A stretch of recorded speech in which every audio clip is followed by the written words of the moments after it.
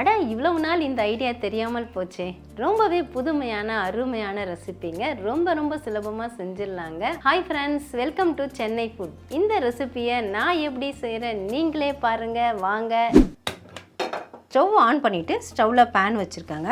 250 ml அளவுள்ள measuring cup எடுத்திருக்கேன். இதில் நாம் 2 கப்பு தண்ணி சேர்த்துக்கலாம். சமையலுக்கு பயன்படுத்தக்கூட தண்ணியை சேர்த்துக்கோங்க. 1/2 டீஸ்பூன் சால்ட்டு சேர்த்துக்கோங்க. 2 டீஸ்பூன் சமையல் எண்ணெய் சேர்த்துட்டு அப்படியே நல்லா கலந்து விட்டுடுங்க. தண்ணி நல்லா கொதிக்கணும். இப்போ தண்ணி நல்லா கொதிக்க ஆரம்பிச்சிருச்சுங்க. அப்படியே கரண்டியை வச்சு ஒரு கலக்கி விட்டுட்டு நம்ம ஸ்டவ்வை ஆஃப் பண்ணிடலாம். எந்த கப்பில் நம்ம தண்ணி சேர்த்தோமோ அதே கப்பில் நம்ம 2 கப்பு தண்ணி சேர்த்தோம், அதே கப்பில் 2 கப்பு கோதுமை மாவு சேர்த்துக்கலாம். ஸ்டவ்வை ஆஃப் பண்ணிவிட்டு சேர்த்துக்கோங்க. ஏற்கனவே 1 கப்பு மாவு சேர்த்துட்டேன். இப்போ 2வது கப்பு மாவே நான் சேர்த்துக்கிறேன். இப்போ இந்த சூட்லேயே நம்ம கரண்டியை வச்சு அப்படியே நல்லா கலந்து விட்டுக்கணும். நம்ம 2 கப்பு மாவுக்கு 2 கப்பு தண்ணி சேர்த்துருக்கோம். அது கரெக்டாக இருக்கும். ஸ்டவ் ஆஃப் பண்ணதுக்கப்புறமா தான் நம்ம மாவு சேர்த்து கலந்தோங்க. இப்போ நல்லா கலந்தாச்சு பாருங்கள். நம்ம சேர்த்த தண்ணியும் கரெக்டாக இருக்குது. எக்ஸ்ட்ரா தண்ணியும் நீங்கள் சேர்க்க வேண்டாம், மாவும் சேர்க்க வேண்டாம். இந்த பதம் நமக்கு கரெக்டாக இருக்கும். இப்போ நான் கரண்டியை வெளியே எடுத்துடுறேன். கை பொறுக்கிற சூடு வரணும். அது வரைக்கும் நம்ம மூடி போட்டு வைக்கலாம். மாவை கிண்டி வச்சு ஒரு 5 நிமிஷத்துக்கு மேலே ஆயிடுச்சுங்க. இப்போ சூடு குறைஞ்சிருக்குது. மூடி நான் ஓப்பன் பண்ணிட்டேன். அப்படியே இந்த கரண்டியில் இருக்க மாவையும் நம்ம எடுத்து விட்டுட்டு ஒன்று சேர்த்து பிசைய போகிறோம்.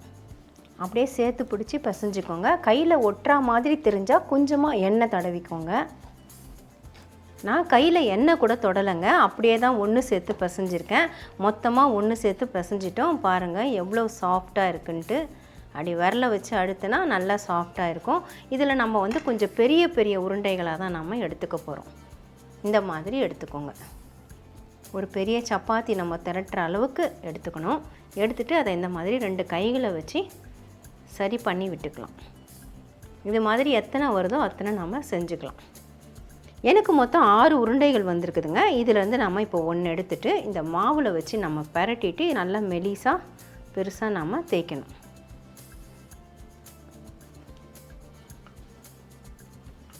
எவ்வளோ மெலிசாக தேய்க்க முடியுமோ அந்தளவுக்கு மெலிசாக தேய்ச்சிக்கோங்க. இந்த பாருங்கள், நான் எடுத்து காட்டுறேன் ஓரத்தை. இதோ இந்த அளவுக்கு மெலிசாக இருக்கணும். நாம் இதை இப்போ கட் பண்ணி தான் எடுக்க போகிறோம். இந்த மாதிரி மூடி இல்லைனா டப்பா அதை பயன்படுத்திக்கலாம். நான் ரவுண்டு ஷேப் கட் பண்ணுறேன்.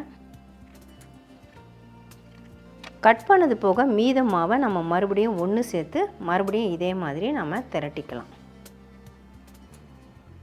இந்த மாதிரி ஒன்று சேர்த்து நம்ம மறுபடியும் திரட்டிக்கலாம். கட் பண்ண பீஸ் பார்த்திங்கன்னா பாருங்கள், இந்த அளவுக்கு நமக்கு ஷேப் அழகாக வந்திருக்கும். பாருங்கள், கட் பண்ண பீஸ்லாம் நமக்கு அழகாக வந்திருக்குது. இதே மாதிரி தான் ரெடி பண்ண போகிறோம். அதே மாதிரி நான் இன்னொரு சப்பாத்தியும் திரட்டியிருக்கேங்க. இந்த கல் அளவுக்கு நான் திரட்டி எடுத்துருக்கிறேன். இது பார்த்திங்கன்னா நம்ம முக்கோணம் ஷேப்பு தான் போட போகிறோம். நான் ஓரம்லாம் லெவல் பண்ணலை, அப்படியே தான் நான் கட் பண்ணுறேன். சப்போஸ் உங்களுக்கு ஓரம் ஒரே லெவலாக வேணும்னா நீங்கள் ஒரு தட்டு வச்சு கட் பண்ணிவிட்டு அதுக்கப்புறமா நீங்கள் கட் பண்ணிக்கோங்க. ஃபஸ்ட்டு நம்ம ப்ளஸ் போட்டுடலாம். இப்போ நம்ம குறுக்கால நம்ம இப்படி கட் பண்ணிக்கலாம் இன்ட்டு மாதிரி. இல்லை இப்படியே பெருசாக வேணும்னா நீங்கள் பெருசாக போடலாம். நான் கொஞ்சம் சின்னதாக போடலான் இருக்கேன், அதனால் சின்னதாக கட் பண்ணுறேன். நான் கட்டரில் கட் பண்ணுறேன், நீங்கள் கத்தியில் கூட பண்ணிக்கலாம்.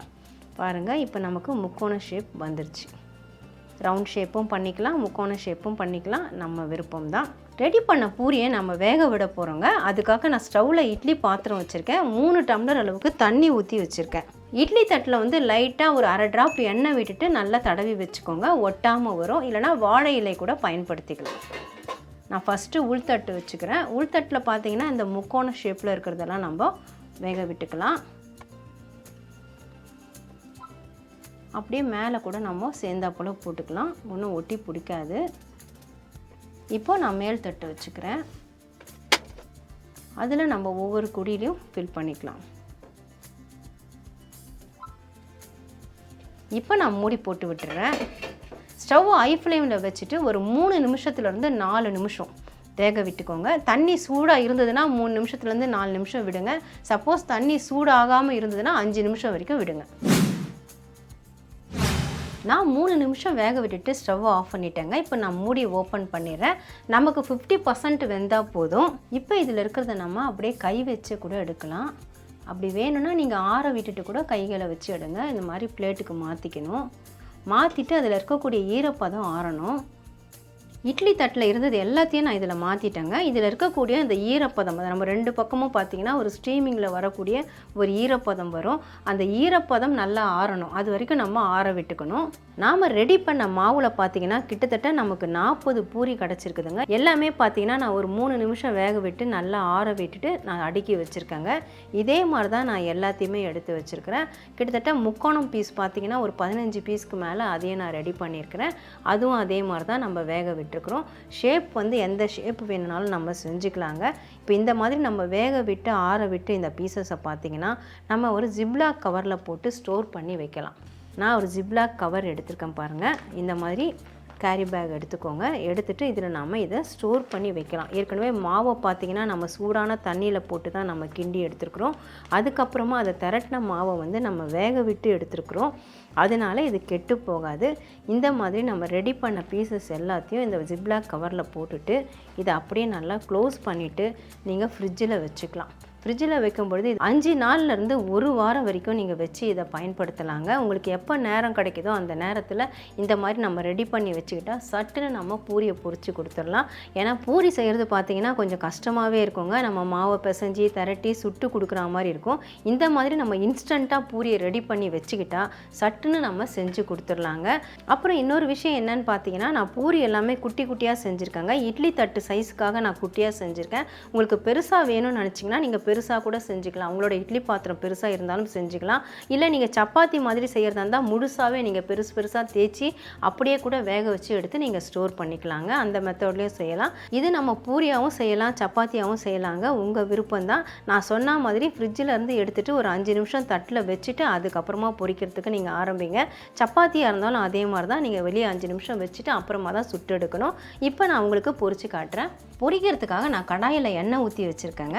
ஸ்டவ் ஹை ஃப்ளேம்லேயே வச்சுக்கோங்க. இந்த பூரியை பொறுத்த வரைக்கும் நம்ம குறைவாகவே எண்ணெய் ஊற்றிக்கலாம். நான் கொஞ்சமாக தான் ஊற்றிருக்கேன். இப்போ எண்ணெய் சூடாகிடுச்சு. நான் ஒரு பூரியை உள்ளே போட்டுடுறேன். போட்டுட்டு லைட்டாக அப்படியே தட்டி கொடுக்குற மாதிரி கொடுங்க கரண்டியில். அது மாதிரி செய்யும் பொழுது நல்லா எழும்பி வரும். நல்லா உப்பலாக வரும் பூரி. பாருங்கள் எவ்வளோ உப்பலாக வருது. இது இன்னும் உங்களுக்கு மொறுமொறுப்பாக இருக்கணும், நமுத்து போகாமல் இருக்கணும்னு நினச்சிங்கன்னா ஒரு 2 டேபிள் ஸ்பூன் ரவை சேர்த்துக்கோங்க மாவு பிசையும் பொழுது. நான் அதை சேர்க்கலை. அது ஒரு டிப்ஸாக நீங்கள் வச்சுக்கலாம். இந்த மாதிரி நிறம் மாறி வந்ததுக்கப்புறமா நம்ம எண்ணெய் வடிச்சிட்டு எடுத்துக்கலாம். நான் இட்லி தட்டு சைஸ்க்கு பண்ணதுனால பூரி கொஞ்சம் சின்னதாக தாங்க இருக்குது. உங்களுக்கு வேணும்னா நீங்கள் பெருசாக பண்ணிக்கலாம். இப்போ முக்கோணம் சைஸும் நான் ஒன்று உங்களுக்கு போட்டு காமிச்சிடுறேன். அதுவுமே நான் சின்னதாக தான் கட் பண்ணியிருக்கேன். குழந்தைங்க வந்து ஒரே ஷேப்பில் செஞ்சு கொடுத்தா பிடிக்காது, வேறு ஷேப் செஞ்சு கொடுன்னு கேட்பாங்க.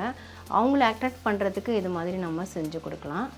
நார்மலாக முக்கோணம் செய்யறதா இருந்தால் தனித்தனியாக நம்ம செய்வோம். இதை நம்ம சப்பாத்தி போல் திரட்டிட்டு கட் பண்ணி எடுத்துட்டோம். பாருங்கள் இதுவும் நல்லாவே எழும்பி வந்திருக்குது. எண்ணெய் வடிய விட்டுட்டு எடுத்துக்கலாம். நமக்கு தேவையான பூரியை தேவையான நேரத்தில் நம்ம பொரிச்சுக்கலாங்க. அவ்வளவுதான் ஃப்ரெண்ட்ஸ். வீட்டில் இருக்கக்கூடிய கோதுமை மாவை வச்சு அருமையான ரெசிபி நாம் ரெடி பண்ணியிருக்கோம். இன்ஸ்டண்ட்டாக பூரி எப்படி ரெடி பண்ணி ஸ்டோர் பண்ணுறது, அதை எப்படி பொரிக்கிறது எல்லாமே நான் உங்களுக்கு செஞ்சு காமிச்சிருக்கேன். இது மாதிரி நீங்கள் ட்ரை பண்ணிங்கன்னா ரொம்ப ரொம்ப சுலபமாக இருக்கும். நான் சொன்ன மாதிரி வீட்டுக்கு விருந்தாளிங்க வராங்க, நம்ம முன்னாடியே ப்ரிப்பேர் பண்ணி வைக்கணும்னா நம்ம மாவு பிசைஞ்சு வச்சா ரொம்ப நேரம் வைக்க முடியாது. ஆனால் இந்த மாதிரி நீங்கள் ரெடி பண்ணி வச்சுக்கிட்டிங்கன்னா நான் சொன்ன மாதிரி 1 வாரம் வரைக்கும் கூட வச்சு சாப்பிட முடியுங்க. ஃப்ரிட்ஜில் ஸ்டோர் பண்ணிவிட்டு தேவைப்படும் போது நம்ம எடுத்து பொரிச்சிக்கலாம். நான் இப்போ பொரிச்சிருக்கிறேன், நீங்களே பாருங்கள். நான் சப்பாத்தி செஞ்சு காட்டல, பூரி மட்டும்தான் செஞ்சு காமிச்சிருக்கேன். நான் போட்ட இந்த முக்கோணம் பூரி, ரவுண்டு பூரி எல்லாமே நான் பொரிச்சிருக்கேங்க. இது கூட வச்சு சாப்பிட்றதுக்காக நான் உருளைக்கிழங்கு மசாலா செஞ்சுருக்கேன்.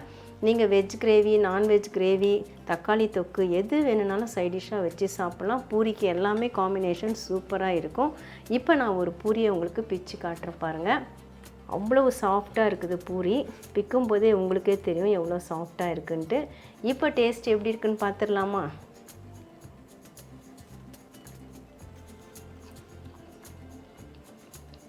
டேஸ்ட் அருமையாக இருக்குதுங்க. உங்களுக்கு நல்லா மொறுமொறுப்பாக இருக்கணும், இந்த மாதிரி சாஃப்ட்னஸ் ரொம்ப வேண்டாம் அப்படின்னு நினச்சிங்கன்னா நான் சொன்ன மாதிரி 2 டேபிள் ஸ்பூன் வெள்ளை ரவை நீங்கள் மாவு கிளறும் பொழுது இந்த தண்ணியில் ஃபஸ்ட்டு சேர்த்துட்டு அப்புறம் மாவை சேருங்க.